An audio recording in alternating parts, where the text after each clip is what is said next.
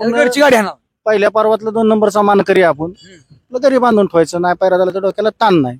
शंकर, नंतर रोमन, तिसरा भारत, चौथा शास्त्री, पाचवा सुंदर आणि घरी एकनाथ आणि साहेबराव म्हणून अजून 2 खोंड आहेत घरी. 7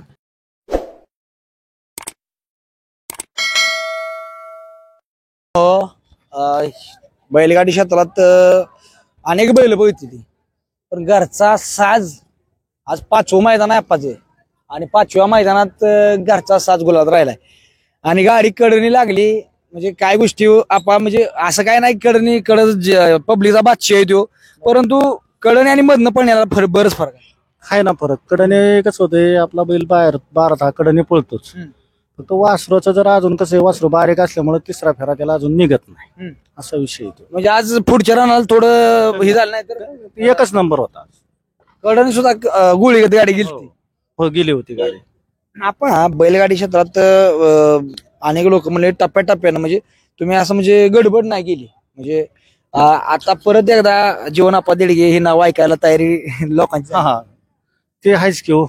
दमादमाने वासरं घेऊन आपलं त्यांना घरचा शाना बैले भारत त्याच्या संग आपलं गुलाला करायचं. आपण पैशा करता जास्त म्हणजे खेळतच नाही पैशा करता. आपण विषय हा गुलाला करता असतो. नाव महत्वाचं आहे. नाव महत्वाचं आहे. जे नाव पहिल्यापासून आहे ते नाव टिकलं पाहिजे. हे नाव टिकवण्याकरता हा सगळा आटाठेव चाललेला आहे प्रयत्न आमचा. बाकी दुसरं काय नाही याच्यामध्ये. आता भारत थोडा मध्ये हे होता म्हणजे आता कम बॅक म्हणजे पूर्णपणे आता कंटिन्यू गुलाला कंटिन्यू गुलाला ते आता थोडं बॅड पॅच राहतोच की पहिला. घरची गाडी पळवायचा निर्णय का कंटिन्यू घरची गाडी पळवायचा निर्णय म्हणजे काय होतो की जर आपण भारत जर दुसऱ्या वासरांना दिला तर आपलं वासरू अंधारात राहते ना. बरं, आपल्या वासराला बैल मागाय गेलो तर द्या 25,000 द्या 30,000 हे द्यायचं कुठून. मग आपली घरचीच पळालेली काय वाईट. बरं, 50,000 बक्षीस जर मिळलं आज समजा तिसऱ्या नंबरचं, तर ते 50 आपल्या घरी गेलं ना. आज आपल्या टीमला वाटून बिटून काय असेल ते 10,000 रुपये 5,000 रुपये घरीच चालल्यात ना. ते काय कोणाला उजेडात आला. वासरू उजेडात आलं हे महत्वाचं. बघा मित्रांनो, आणि वासरू किती महिन्यात आहे पाहू. वासरू एक 18-19 महिन्याचं असेल.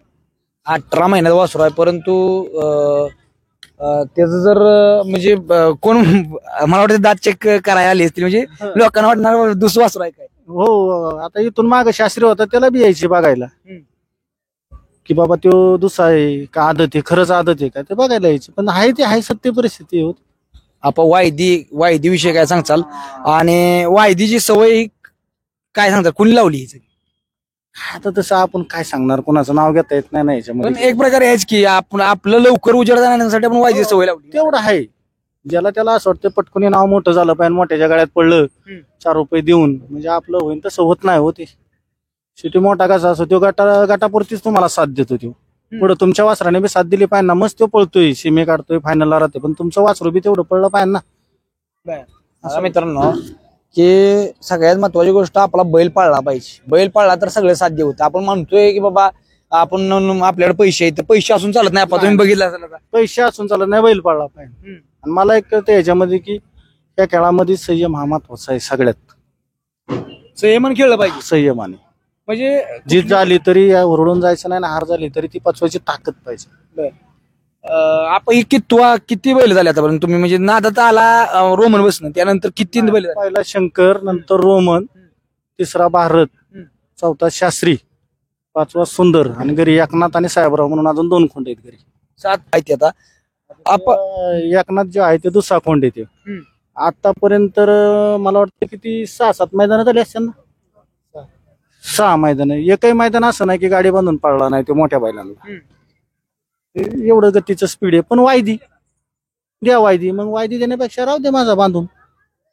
पण पैसे द्यायचं काय ना, पण आपलं काय 2 नंबरचा धंदा आहे का 1 नंबरचा धंदा आहे तेव्हा ते पैसे द्यायला आपलं तेव्हा एवढं तरी काय ठीक आहे बाबा. आपण म्हणू शकतो बाबा वासराला बाबा बैल दिलाय त्यांनी बाबा 10-5 रुपये भाडं देऊ शकतो आपण. बाबा 5,000 गाडीचं गेलं, 5,000 रुपये पोरात त्यांच्या कार्यकर्त्यांना गेलं खाण्यापिण्याला बाबा 10-1,000 रुपये ठीक आहे ना.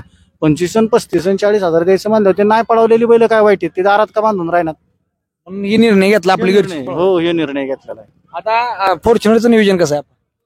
अजून तर काहीच नाही. गवतावा पोळ्या बघू म्हणजे शिस्त. पण भारत आता कंटिन्यू कुठल्या म्हणजे भारत आता पळायला लागला. दोन्ही खांदी पब्लिकचा बैल आहे आणि आपण कसं होतं दोन्ही खांदी आतली बैल लय बघितली ती आपण म्हणजे असती ती पण पण पब्लिकचं म्हणजे ध्यानात ठेवायचं की पब्लिकच्या बैलाला जर पहिल्याला अडचण येत असेल तर काय म्हणलं पाहिजे? आमचं नियोजन म्हणजे दुई खान पब्लिकने बैल पळतोय. हा. आम्ही बरेच जणांना फोन केला हा. की बाबा आमचा बैल बाहेरून पळतोय, डोळ्यांनी लोकांना बी कळतंय. पण तरी सुद्धा आतल्या बैलवाल्यांना फोन केला तरी सुद्धा ते राजी होत नाहीत. का तर त्यांना वायदी पाहिजे. आतल्या बैलवाल्यांना माहिती हो, वायदी पाहिजे. पाहिजे. मग बाहेरनं पळ म्हणावं. हा, नाही तर मग लगे आडवण टाकतात, आमच्या वासराला द्या मग तुम्हाला देऊ. ते बी दुसऱ्या कुठल्या मैदानाला, त्या मैदानाला नाही. हे म्हणजे कुठेतरी आपण म्हणजे कसं माहिती का, जर खेळलं तर आपल्या बैलात धमक आहे, बांधून राहिला तर चालेल, पण वायदी कुणाला द्यायची तुमचं म्हणणं आहे? हो, वायदी नाही द्यायची कुणाला. बांधून राहू द्या घरी. आपण घरची गाडी आणा. पहिल्या पर्वातला 2 नंबरचा मान करी आपण आपलं घरी बांधून ठेवायचं. नाही पायरा झाला तर डोक्याला ताण नाही. दुसरं कुठं मैदान निघालं आपलं तिथं जाऊन खेळायचं, आपलं यायचं घरी. बघा मित्रांनो, पहिल्या मैदानात 2 नंबरचं मानकरी ठरलं. पण तुम्ही बैलगाडी क्षेत्रात पाऊल ठेवलं म्हणजे एक प्रकारे एक बैल शंकरच्या नंतर घेतला आणि तुमचं एक स्टार आहे आपा. म्हणजे प्रत्येकाला कुणाला पण लागत नाही, काय 5-5, 10-10 वर्ष, 20-20 वर्ष नात करते पण त्यांना गट गावत नाही किंवा सेमी गावत नाही, गुलाल गावत नाही काय कायांना. तुम्ही पहिल्यांदाच थारच्या मैदानावर राहिला होता.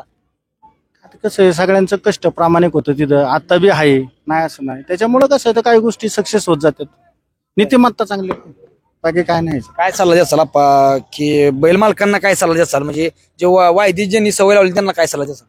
वायदी ज्यांनी सवय लागली, आता कसं होतं, काही लोक ज्यांना लवकर मोठं व्हायचंय ते वायदी देऊन पळतात. पण माझं एकच म्हणणं आहे की बाबा आपलं वासरू त्या ताकदीचं जर पाळणार असेल तर तेवढं कष्ट करा, तेवढी ताकद त्याच्या अंगात, तेवढी दमक येऊ द्या. कशा करता वायदी द्यायची लोकांना? ज्याने वायदी मागितली त्याच्या गाड्या बगलं घेऊन ताणून मारा. सगळ्यात महत्वाची गोष्ट, ज्याला वायदी बाबा आता तरी दाखवायला झालं, बाबा तुझी गाडी मारली आता तर दे बैल. आता तरी दे बैल बाबा. बोलता तरी येते बाबा, नाही निदान काय तर जवळ जाऊन बोलता येते, शेट आता तरी जमल का तुम्हाला बैल द्यायला? पळतोय का कमी माझं वासरू किंवा बैल? आपण आता तुमच्या घरातल्या सगळ्याला नाद लागलाय, चिरंजीव असो तुमचा किंवा काय रे सांगशील आज थोडक्यात 1 नंबर हुकला म्हणायचं, 1 नंबर हुकला थोडक्यात पब्लिक मुळे. पब्लिक मुळे पुढचे नाही गेले बाहेर, मागे सरायला लावलं तर नाही सरले, त्यामुळे. कितवीला आहे तू? 9वी. 9वीला. काय बैलगाडी क्षेत्रात होता कंटिन्यू, आता सुट्टी लागली म्हणून काय कंटिन्यू असतो कंटिन्यू मैदान असतोय? हो. शाळा सोडून सुट्टी कधी कधी सुट्टी घेऊन असतोय. हो. आपण ह्याला लई नाद बरं का, ह्याच्यामुळे तुम्ही नादात जास्त पडलाय. ह्याच्यामुळं. आणि ते आमच्या जे कोरोनाच्या काळात बंधुराज गेले, त्यांची लहान मुलगी आरोही मोहन दिडकी, तिच्या नावाने गाडी पळते. त्या दोघांकरता मी बैल घेतलेले आहेत. घरची गाडी पळते, वासरू मित्रांनो इतकं टॉप आहे बासच, आणि बैल तर दोन्ही खांदी पब्लिकच आहे. काय काय लोकांना वाटतं की बाबा वायदी द्यावं हे आपाचं म्हणणं आहे, पण वायदीपेक्षा जर दोन्ही खांदी पब्लिकचा बैल असेल तर वायदी देऊन कड आली म्हणजे काय करायचं? जर बैल कड नसला पळत तर काय करायचं? तर दोन्ही खांदी पब्लिकचं भिताड आहे. आणि कसं होतं, आपण तुम्हाला पायरा भेटायला काय अडचण नाही. तुम्ही म्हणजे कुणाला वायदी देण्यापेक्षा तुम्ही सर्वसामान्याच्या बैलाला आंध्रातला पायरा हुडकून घातला तरी तुमचा गुलाल होऊ शकतो. बी एक जण आले होते, म्हणले 24 तारखेच्या मैदानाला आम्हाला मिळेल का भारत? मी म्हणलं 9 तारखेनंतर बघू म्हणलं, जर 9ला झाला पायरा तर बैल पाळणार आहे. तोपर्यंत काय बैल म्हणलं मैदानच ठरलेली आहेत. तर मग ते हळूच जाताना म्हणले आपण वायदी बिदी किती द्यायची? म्हणलं 1 रुपया घेत नाही म्हणलं. मी डायरेक्ट स्पष्ट बोलून सांगितलं, वायदी घ्यायची पण नाही द्यायची पण नाही. घ्यायची पण नाही, द्यायची पण नाही. धन्यवाद मित्रांनो. त्याच्या मागं कारण एक आहे की आमची बैल पळत्यात घरच्या साज. त्याच्या मागं म्हणजे आमच्या टीम मधला मुख्य मेंबर म्हणलं तर त्या माणसाचं नाव घेणं काय वावडं ठरणार नाही. आज त्या माणसाने आमच्या प्रत्येक म्हणजे बैलांच्या सुखदुःखात म्हणजे आज 100-150 किलोमीटर वरून माणूस जर तासा 1.25 तासात जर बैलांपाशी पोहोचत असेल तर मी सगळ्यात पहिले त्या माणसाचा आभार मानतो, डॉक्टर बल्लाळचं. मित्रांनो, तर ही महत्वाची गोष्ट आहे. हे जे यश दिसतंय, हे गुलाल दिसतोय, शो डॉक्टर बल्लाळांच्या मार्गदर्शनामुळे आम्हाला हा मिळतोय. कारण की त्यांचं प्रत्येक मार्गदर्शन आतापर्यंत त्यांनी सांगितले ना, आम्ही ते केलंय, ते सक्सेसच होत गेलेलं आहे. आपा माझ्या वासराला लंपी झालता, तर धनाभाऊ तिथे यायची गरज नाही. मी एवढं औषध एवढं आउट पाक ते एवढं जाम झालतं, पण मला देवानं माझ्या वासराला वाचवलं. मला नाही अहो, त्यांचं म्हणजे शास्त्री हा शिंगाचा कॅन्सर झाला त्यावेळेस सुद्धा बल्लाळ डॉक्टरांनीच त्याला नीट केला. पाय पुढचा निघाला त्यावेळेस नवनाथ भोसले बल्लाळ डॉक्टर यांनीच त्याला, त्या डॉक्टरांनी मला एकच सांगितलं होतं की हा नीट होणार, फक्त मी सांगन त्या दिवशीच बाहेर काढायचं. त्या 40 दिवसानंतर फेरा म्हणून सासवडला घरची गाडी नेली भारत आणि शास्त्री, आणि तिथं टॉप मध्ये सेमी उडावला त्यांनी, आणि फायनलला पण गाडी राहिली तिथं. मित्रांनो डॉक्टर साहेबाचं तर तुम्हाला म्हणजे सांगेल तेवढं थोडंच आहे. कारण ती माणूस म्हणजे बैलगाडी क्षेत्रातला म्हणजे देव माणूस म्हणायला लागेल बैलांसाठी. चला धन्यवाद.